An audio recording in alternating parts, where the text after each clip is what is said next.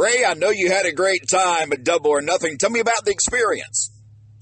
Oh, man, Mac, I tell you, man, it was, I knew it would be special, but it was everything and more. I mean, it was a great time for me, you know, but more than that, I was just so proud and excited to be there to see, you know, Cody and the Young Bucks and everyone else that's a part of the AEW team, Tony Khan and those guys, just really have a truly successful event.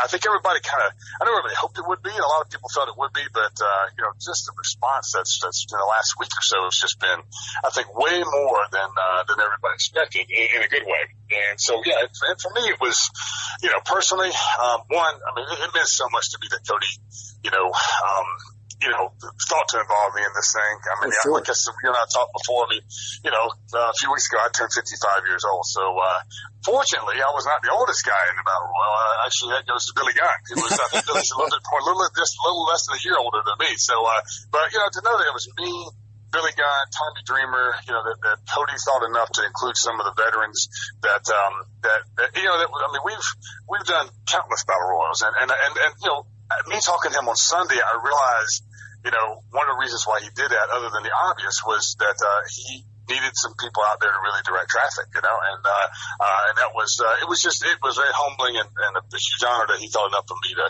just involve me in that, and especially looking at me in that light. Let me ask you, you've been in the WCW locker room before and other locker rooms. What was the locker room like at AEW?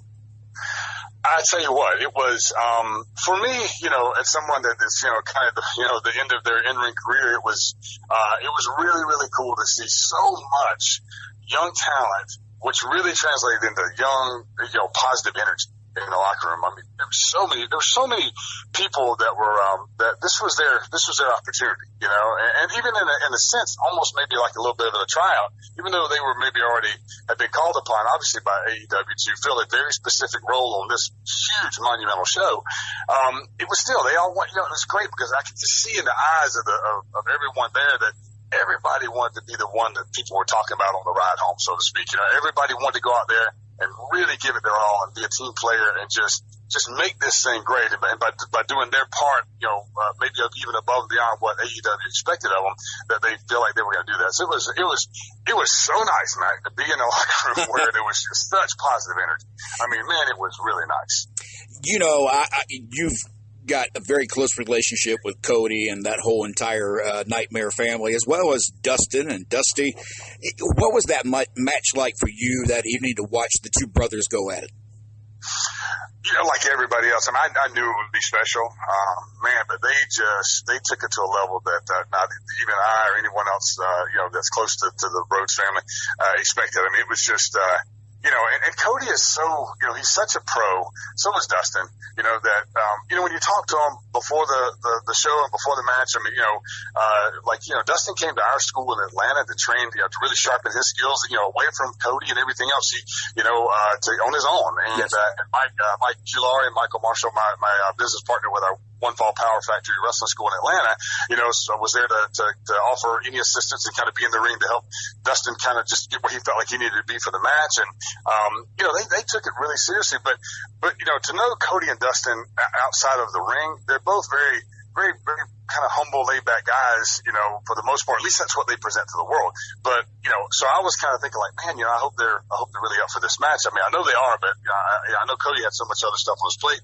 You know, was he thinking past the match at some point? I didn't know, but man, to see them go out there and just literally just defy expectations. I mean, so far and above what everybody expected. And the bar was set pretty darn high, you know, already. Yeah. So, but, you know, knowing Cody, I mean, like everybody, my favorite part of the match was afterwards. You know, when they had that moment in the ring, and I mean, that's you know, people can say whatever they want to say about professional wrestling, but our goal, one of our main goals as professional wrestlers, is to get very real reactions from our fans, and that's one of the most real moments in my 32 years of the wrestling business that I can remember, and that's what keeps people coming back, you know, and saying, I want more of that, because that feeling is a feeling that more than likely they can't get anywhere else. So they're willing to invest in the company and invest in a ticket or the pay-per-view hoping they'll get those moments like over and over, and man, they just knocked it out of the park that night. Absolutely.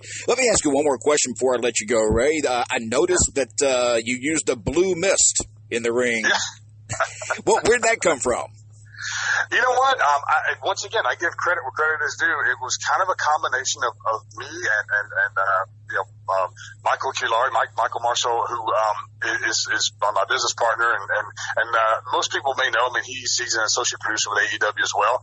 I came to them and I came to Mike first, and I had an idea. And I said, when I did one of my very first vignettes as Glacier, it was one where I had like a profile view, and with the mask on, I blew this mist out. And I said, but I never did it in the ring with WCW just because I didn't want to just kind of. There were other people doing it too. Great Muta was doing the mist, and some other people. So I just felt like I didn't need that at that point because I had so much other stuff that the world hadn't seen, so to speak.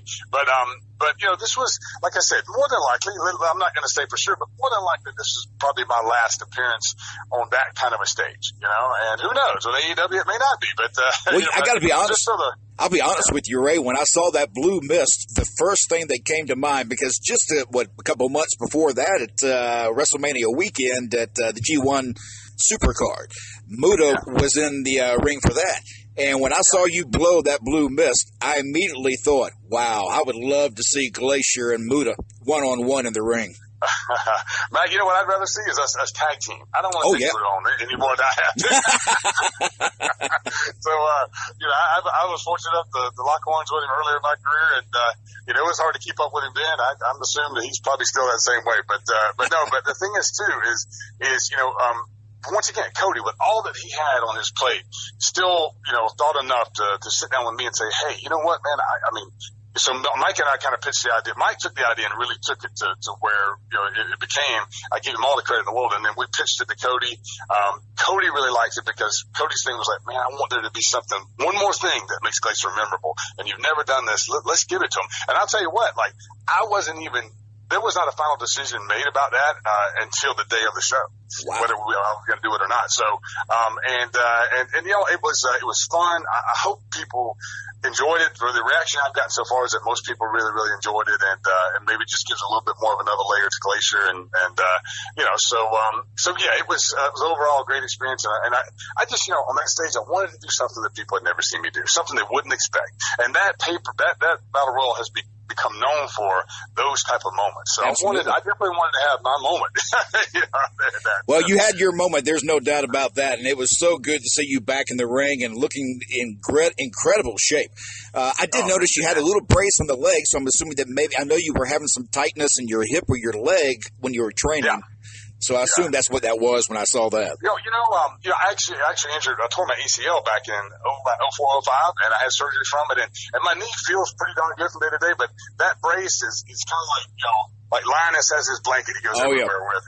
Charlie Brown, like that knee brace. I probably don't need it anymore, but man, I just feel so much more confident in the ring. I'm not thinking about that at all when I have it. So, it's just one of those things. But, when I had him make it, I said, look, it needs to be Glacier blue. I can't have any other color. Yep.